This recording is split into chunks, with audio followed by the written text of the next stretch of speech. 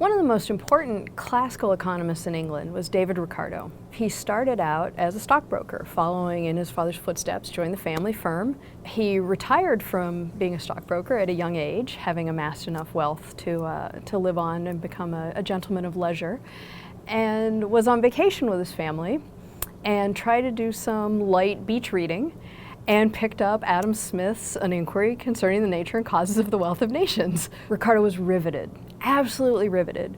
And so for his retirement career, he took up political economy. Ricardo developed a strong correspondence and working relationship with Thomas Malthus. And in many ways, Malthus's population theory arguments undergirded Ricardo's theories, but at the same time they were also antagonists in certain ways, and so they both very actively wrote letters back and forth to newspapers, various periodicals, and so they had this very lively public epistolary working antagonism that was a healthy and constructive one, and generated a lot of idea exploration, a lot of new knowledge. The Napoleonic Wars going on. So in about 1804, with the British blockade in the English Channel, and then Napoleon's response to the British blockade of their continental system that basically said, all right, if you're going to put a blockade up against French ships in the English Channel, we are going to close all of our ports and all of our market towns to any kind of British merchandise whatsoever. That meant that their traditional import of wheat, or grains more generally, as they were called at the time, corn means grains more generally, their traditional imports of wheat from places like Russia were interrupted. And so a lot of the increase in wheat prices was being felt by the poorest workers, the poorest residents in England. And one of the other consequences was that those who grew wheat and sold wheat were profiting very handsomely. So some parties are arguing for trying to find substitute imports of grains, and farmers and landowners, who also themselves are often either members of parliament at this time or very, very friendly with other members of parliament at this time, do a very effective job of implementing in England in 1804 corn laws. And the corn laws basically impose a tariff on any imported grain. Taking this idea that price is determined by wages, rents, and profits, how does that high rent to land affect prices? This is Ricardo's argument. And how does that affect income and wealth distributions? Because if people who consume bread and are paying higher prices tend to be lower income workers, and the people who are receiving the higher prices are landowners, Ricardo is concerned about the income distribution that's implied by that impact.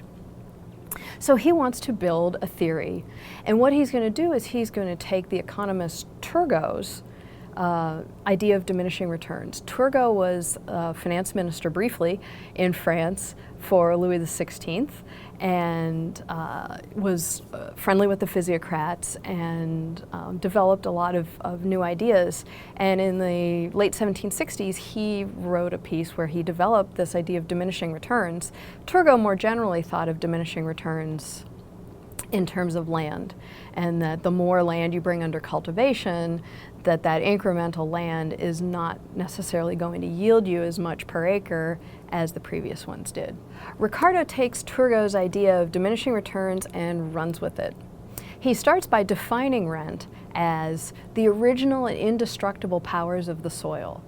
Ricardo's idea is that the land itself, this fixed supply factor, this fixed supply input into production, has original and indestructible characteristics that contribute to the production of commodities, agricultural commodities in this case, and that the return to land is the return to these original and indestructible powers of the soil. So he builds this theoretical model with two inputs. And the two inputs are land, and this land is going to be a fixed factor with no alternative uses other than growing crops.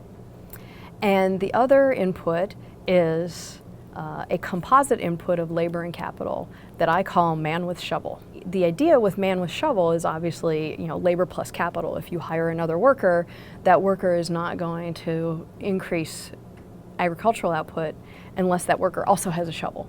Right, so you can think of this as a fixed proportions production function where each unit of labor is paired with a unit of capital. So man with shovel.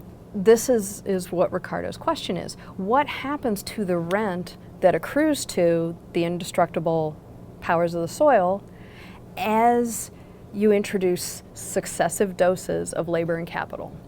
So notice here, he's not developing it in the way that we've come to develop it, but he's very much using a marginal analysis here. What he ultimately is going to argue is that because labor and capital are more flexible and are more easy to increase, where land is in fixed supply, that if you think in terms of the split of the share of national income that's going to go to wages, rents, and profits, that because land is in fixed supply, it's always going to be the scarce resource. And so rents are going to increase as a share of national income. And so that's his concern when he thinks about the distributional implications of these protectionist policies such as the Corn Laws.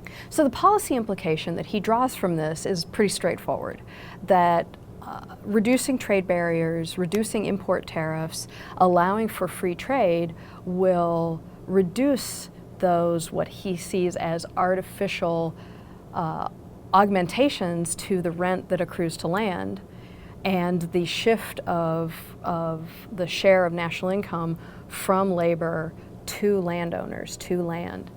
And so that's Ricardo's argument in his rent theory for a free trade policy. In the 1830s, the Anti-Corn Law League was established by some of the classical liberal policy makers of the day, Richard Cobden and John Bright, and they worked vigorously for a decade and ultimately got the political coalitions they needed and a change in government to bring about the repeal of the Corn Laws in 1846.